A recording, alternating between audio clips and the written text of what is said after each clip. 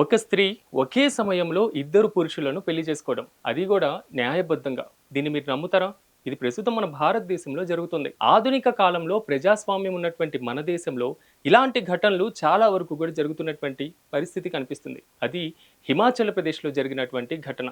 హిమాచల్ ప్రదేశ్లో ఉన్నటువంటి జోడీదారా అనేటువంటి సాంప్రదాయం అక్కడ ఉన్నటువంటి గిరిజనుల అనాగరికుల యొక్క మనస్తత్వాన్ని తెలియజేస్తుంది. ఇది ఏంటనుకుంటున్నారా? ఇది నిజంగా మన దేశంలో జరిగినటువంటి సిచ్యువేషన్.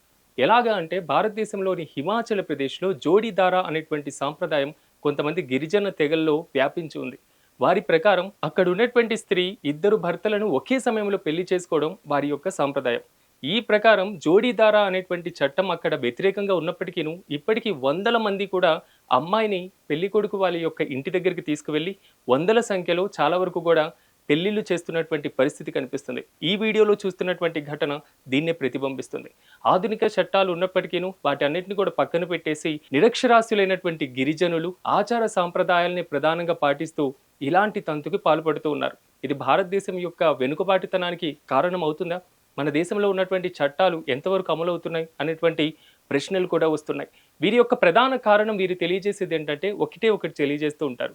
వారికి ఉన్నటువంటి భూమిని ఎవరైతే అన్నదమ్ముళ్ళు ఉన్నారో వారు పంపకాల ద్వారా చిన్న మొత్తంగా అయిపోవడం, పెద్ద కుటుంబ వ్యవస్థ అనేది చిన్న భిన్నం అవుతూ ఉండడం, ఇలాంటి వాటన్నిటిని కూడా పక్కన పెట్టేందుకే జోడీదారా కార్యక్రమాన్ని వారు నిర్వహిస్తున్నారని తెలియజేస్తూ ఉంటారు.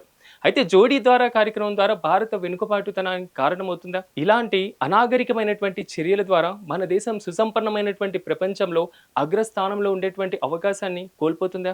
ఒక్కసారి మీరు కూడా ఆలోచించండి.